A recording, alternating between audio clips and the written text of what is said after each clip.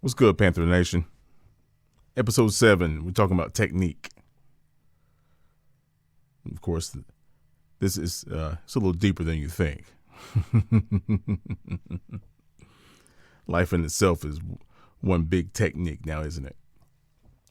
Not going to get too much into what Fitterer said because, everybody's covered that already. So I want to talk a little bit about, just basic football and technique and what I've learned. Dig it. Keep your comms up.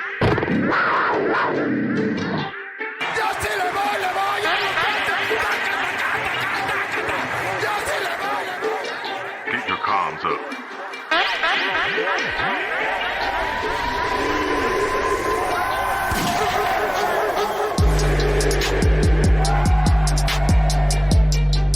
Keep your comms up. The Panther Comms Podcast with Timmy VO. Hello, Panther fans, and welcome to another podcast with the Panther Comms Podcast. This is Timmy VO here talking to you about technique today, episode 7. So, technique. Now, every position in football has a different skill set attached to it. There's certain things that the quarterback position works on that offensive linemen do not. Not to mention, obviously, size and things of that nature. But technique is tied instinctively to the game of football and basketball and all other sports because the name of the game is efficiency. And being efficient helps an athlete in a number of ways. One, of course, is output. And 2 is the amount of energy needed in said output. So I'm sure some of you guys and gals have heard of, situational football or practicing for game time situations. That all ties together in what I'm speaking of here.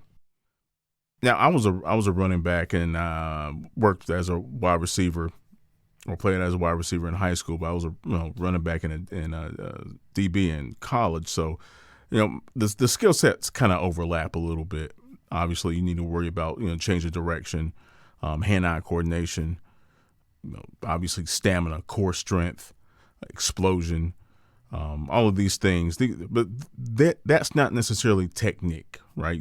That's building a somewhat of a foundation to add to your technique to make your technique more efficient and your outcome to be at a higher level, so to say. Case in point, the way a quarterback trains at the high school level, even the top-notch quarterbacks, is completely different on how a Division I, fourth year QB in a D1 system trains, right? For the most part, you have your footwork and your core mechanics and your elbow and your chin shoulder alignment, all the good stuff is already that's already efficient, right? Your technique, your basic technique, your foundation technique has already taken shape. So when you get to the collegiate level, now you're working more on actual muscular development, dealing with kinesiology and things of that nature, your range of motion, the fluidity of your planning and pushing off your back foot and rotating your hips, things of that nature. That's more of what you work on. And the key about that becoming a technique, so to say, from an athletic standpoint, again, it translates into how well you exert energy and you're efficient with throwing the football, so to say, from the QB position. From running back position, obviously you have change of direction. A lot of you guys see those tire drills when running backs getting those high knees up and plant and go type of thing, then explode out of it. Those are the type of situations. That's a technique situation. When you get the football, normally you'll take off as a running back, and you have somebody like a coach or something standing there giving you the football or handing off the football to you. Of course, you have high, low, depending on which side the football is, and you clamp down, you do your thing. Well, that situation translates into actually running the football. You hit the gap. Sometimes you gotta get your knees up and somebody's trying to trip you or something like that. You need to plant and change direction and things of that nature. So that's translating as a technique situation. Okay.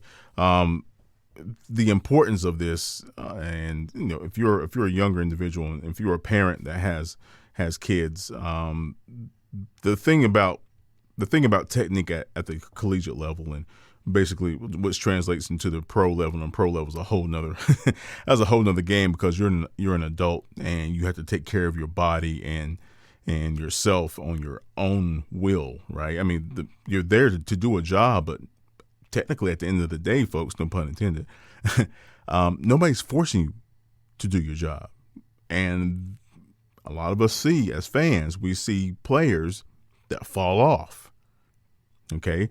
This is another technique that is not necessarily, talked about that much. That technique is of, being self-sufficient, right? being mature, and a maturation technique, I guess you can say.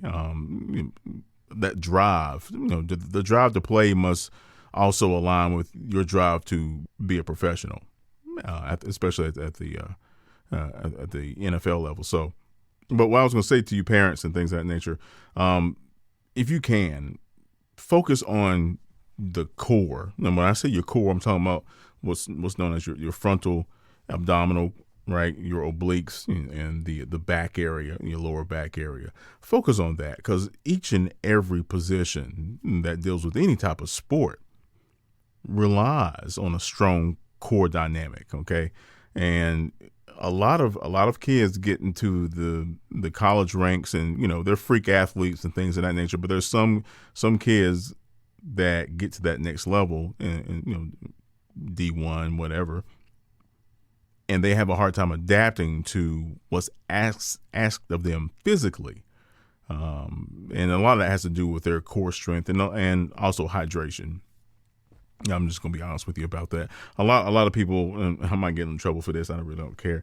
A lot of people rely on sports drinks and things of that nature. I'm not going to say any particular names of sports drinks, but people know what I mean when I say that. If you eat right and you drink plenty of water, you're not going to need that stuff.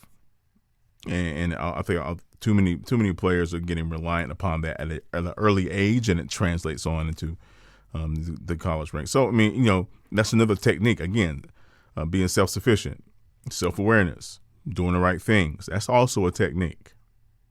Okay. Now, how does that translate to the Carolina Panthers? Well,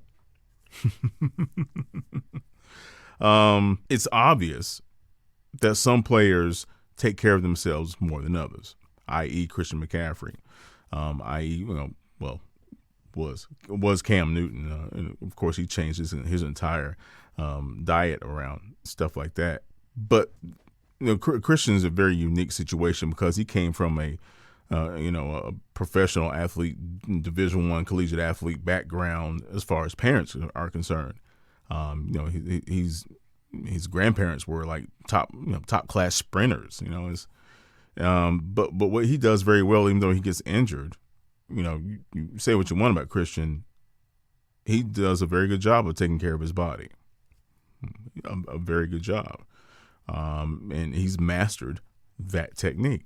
I respect that. Thomas Davis, the technique he mastered was being consistent about coming to work and having that energy and having that drive. That's a technique. He developed that. Some of us are born with it, but it has to be reinforced, and you have to be willing to keep sticking your neck out there. And TD is a prime example of that. Luke Kuechly, his technique was not only taking care of his body and being smart about stepping away from the game, self-awareness, self-sufficient. His technique was also about preparation. Folks, you got to understand, and people say this on numerous occasions, and it's, I swear it's the truth, that there's not a lot of difference in terms of athleticism, size, speed, all other stuff at all positions when you get to the NFL. I mean, it's a very small window of a difference. So when you come in that bad boy and you already got techniques that you've mastered, especially being self-efficient, self-sufficient, and self-aware, you're going to be like a Christian McCaffrey. You're going to be that kind of player. Okay, you're gonna be hell, you're gonna be a Jake Delhomme. I mean, Jake had a lot of adversity to wind up being the only other starting quarterback for a Super Bowl team that came out of the Carolina Panther franchise. He had to get through a lot of stuff, a lot of shit to get to that position and maintain that position. He was a competitor, right? And it's kind of similar to TD. He brought that drive, and he mastered that technique. And this translates to life too, folks. Mastering a technique of being compassionate. Mastering a technique of being aware of other people and how you speak to other people. That's a technique. That's a level of self-awareness that it's a good thing. Right? And this also translates to sports. Coaches, if you're listening to this, I know you tell your kids all the time, sport is just like life. You work hard at it. Whatever your job is on the team, you work hard at your job, right? And you'll get more out of it, and you'll get better at it, and hopefully you get more praise out of it. You'll become a champion. Now the odds of you becoming a champion at life are greater than maybe winning a team championship or something like that. But it still relies on technique. Episode 7 was about technique. I just wanted to drop a little wisdom on you about that. And of course, based on what we got from an offensive line standpoint, I think our technique is going to be better from an offensive line standpoint going forward, because we got some pros, and that's a beautiful thing. So, yeah, Panther Nation, appreciate you guys listening. Make sure you get your comms up on Instagram, Twitter, Facebook. And episode 8 will be interesting as we creep closer and closer to the draft. Who knows who's going to get signed or what's going to happen, anything of that nature. I'm not going to talk about Will Smith and Chris Rock because I don't have a dog in that fight. But anyway, we'll see you around. And as always, once again, keep pounding. Peace.